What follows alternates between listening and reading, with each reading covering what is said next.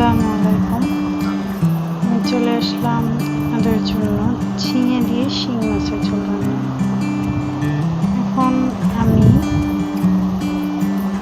পেঁয়াজ আর জিরা দিয়ে যে ভাজা মশলাটা তৈরি করা হয় সেটা ভাজতেছি।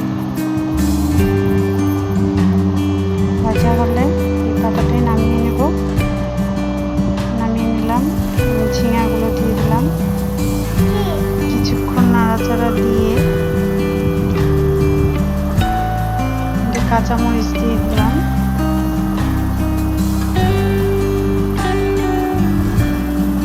একটু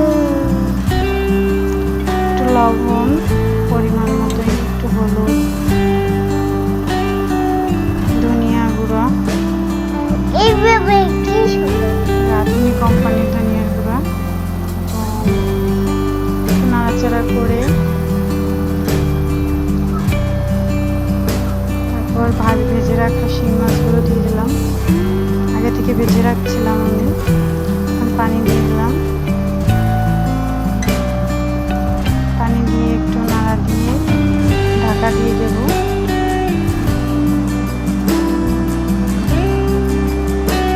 এই গরমের জন্য পাতলা ঝোল মজা লাগে। এদিকে মশলাটা বেটে নিলাম, ভাজা মশলাটা কত কমপ্লিট।